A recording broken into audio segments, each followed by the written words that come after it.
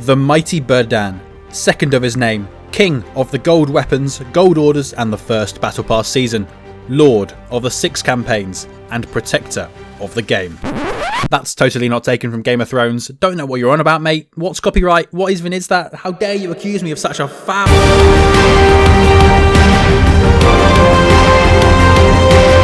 So, you've read the title of this video and you're probably thinking, what gold weapons are being removed? That's a very good question. In fairness, I'd actually just wonder the same thing too if I didn't already know what weapons are actually being removed. But what are being removed are the 4 gold weapons from the first ever season of the Battle Pass in Enlisted, namely the mighty Berdan, second of his name, king of the Gewehr 1888, the Springfield Pedersen device, and the Schmeisser MK36. Now you're probably thinking, the Pacific has just come out. Why would I care about these and not care about this entire awesome new campaign? Well, this is because you'll never be able to get these weapons again. To my knowledge. I don't actually know if the devs will bring them back. Who knows? I'm not Darkflow, bro. Why you bullying me? Now this is sad for most, as some iconic enlisted weapons are being removed forever. But for some, that might be a good thing. We'll briefly discuss each one and whether you should get them. This video would not be possible without my Discord's resident historian, Pavel from the Czech Republic, who completed a lot of research for me. So a massive thank you to him, and his Instagram is in the description below. And if you want to get involved in the history discussion or find awesome teammates to help grind the Pacific campaign, then you know the place to be by now. Come on, I shouldn't need to tell you. The first one we'll go for is the Normandy Allies one, the M1903 Springfield with Pedersen device, which actually has quite an unfairly negative reputation. Actually, wait, nah, it's justifiably negative if we're being honest. Stay or go. He has to go, blood. He has to go, blood. With only 6.2 base damage, it's actually a lot lower than other SMGs in the same campaign, like all of the Thompsons and the Grease Gun. And even though it's higher than the Lanchester and the Sten, it's the absurdly low fire rate of the Pedersen device that really means this thing lacks damage per second, and hence power. Those 2 stats are the most important for SMGs, and it basically means this weapon is worse than the starting submachine guns of the Normandy Allies campaign. So if you're considering buying this Pedersen device Springfield for reasons of pure power,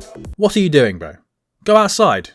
Boring! But maybe you just care about the weapon's history and design, in which case it's literally a standard M1903 Springfield rifle that you get as a starting rifle in the game, but John Pedersen's device made in 1917 was installed instead of a bolt with a slightly modified receiver to make it possible to fire a pistol cartridge in a semi-automatic mode. This pistol cartridge probably explains why its power is basically non-existent, yet still 65,000 of these devices were built, which is more than you can say for other, rarer gold weapons, which you can find in this video, like the S&W light rifle, the KDP 135, the Beretta M1918/30, and the famous artillery Luger. They were produced between 1918 and 1920. However, World War I ended before they could be fielded, resulting in them never being combat tested during the Great War. The US Army stored them after the war and declared them surplus to requirements in 1931, resulting in many of them being destroyed, and less than 100 still exist today. So if you have one, you must feel pretty good. Not gonna lie. No, don't make it gay.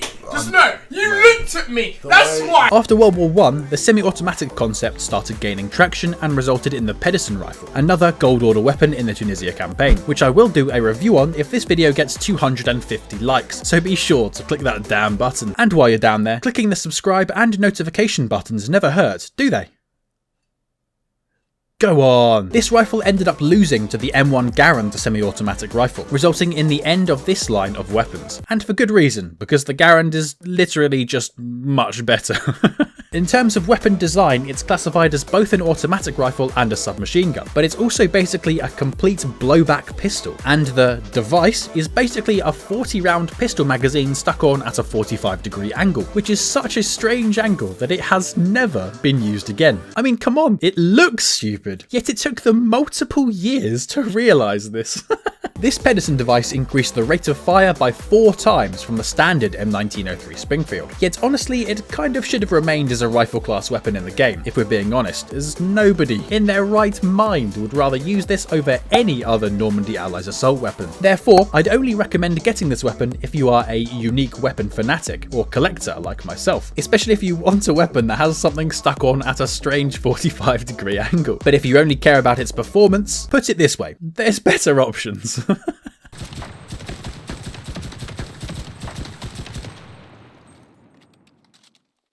Switching over to the Axis version of the same campaign, we actually get a somewhat good Gold Order weapon, the Schmeisser MK36.III, with a much better 6.8 base damage and 480 shots per minute. This alone puts it suddenly into contention as a decent SMG. Add on to this a very low recoil, and we've got a nice one on our hands. Some may dislike the sights though, especially as it exaggerates shot dispersion with the point, and the magazine size of 20 isn't great. Yet it still competes with weapons like the FNAB and the Beretta, because I hate the Beretta. This thing is my mortal enemy. I don't even care if it's not a living being. Though, it does struggle to beat these, and I'd still prefer other early game SMGs in this same Normandy Axis campaign, like the MP34 and the world famous MP40. So once again, it's not exactly great in terms of power, but this time, at least it actually can compete with the other SMGs and may genuinely be a viable choice for some, especially if you are an early campaign level. Now in reality though, this rare Maschinen Karabiner weapon was designed by Hugo Schmeisser in 1936 with 9x19 parabellum ammunition and could fire between 450 and 500 rounds per minute. Yet the devs seem to pick 480 for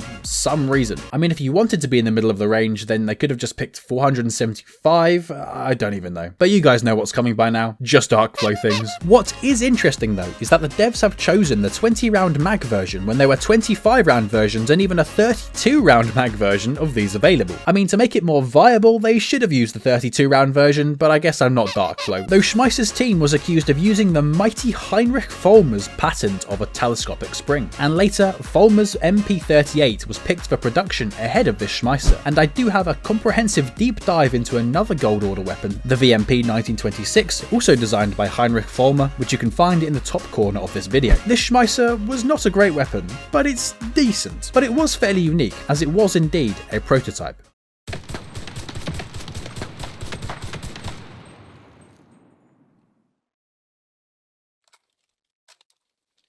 Thirdly, we take a deep dive into the Moscow Axis campaign for the third out of 4 Gold Order weapons in this first Battle Pass season, the Gewehr 1888. Now I cannot lie, I used to love this thing because of its pure nutty damage, but now, after the bolt action buffs by the devs in one of the most recent updates, which you can hear all about in this video, it's kind of lost its major selling point, as every bolt action rifle does so much damage and almost all of them now one-hit kill, which is what the Gewehr 1888 used to be so good at in relative terms to all the others. I mean, look at some of the starting bolt action rifles in this campaign. They do almost as much damage with a significantly higher fire rate, meaning currently the Gewehr 1888's DPS stat is very low, and in game you really do feel this low fire rate, even if that is compensated for slightly because there's a cool visual effect when you fire it. I mean, come on, it's an 1888 rifle, it's awesome. People try and make comparisons of who's better, etc.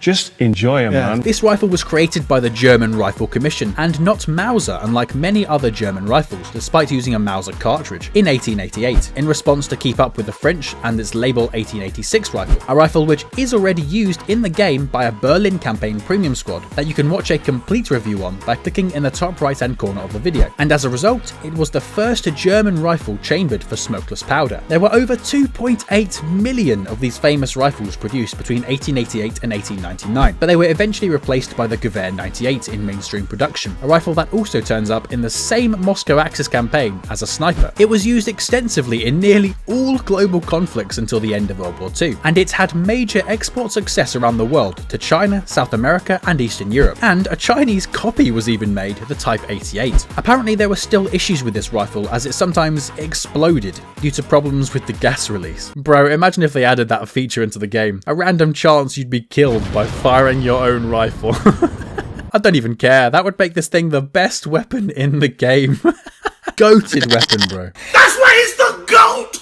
The GOAT! But in all seriousness, as of right now, basically every other rifle in the campaign is better than it, so you shouldn't be considering this if you want a powerful weapon. But once again, if you are a collector like me, you do need this, if for no other reason than just the memes.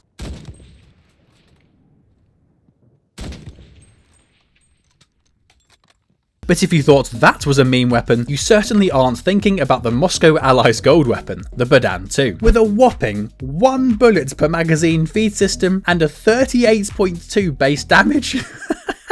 There's nothing this thing can't do, apart from, you know, be an actual viable weapon. Hope you get hit by a bus today, you There's nothing in the game that comes close to this damage. You're guaranteed one-hit kill anything, even if you are almost 200 meters away from the target. No other weapon in the game can say that, and it's deadly accurate with the lowest shot dispersion in the game. So if you can actually hit your target with this thing, then you do have a monster on your hands. Though, that requires, you know, being able to aim. If I'm being brutally honest though, there is no better weapon to get good at the game than the Berdan II. Hear me out, it punishes you harder than anything if you miss your shot, with a deadly reload time after just one bullet. But that also requires you to think about your movement and pathing to dodge shots in the meantime, as well as forcing you to learn to aim to be even somewhat useful to your team. I stand by this statement. If you can get to the top of the leaderboards with this thing, then everything else beyond this point is literally a piece of cake, and you'll be one of the top players in the game, if not the best player.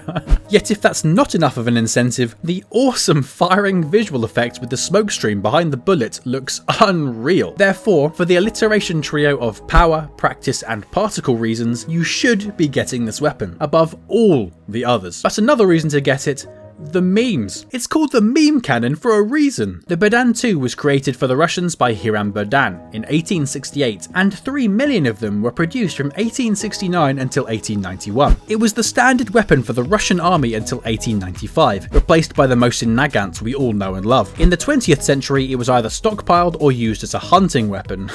Bro, I feel for the animals being hunted with this thing because of its raw power. Amnesty International should drop everything to be protecting these guys. In reality though, it fired at a rate of 6 to 8 shots per minute, even though the game rounds it up to 45 shots per minute. For solid reasons, if we think about it.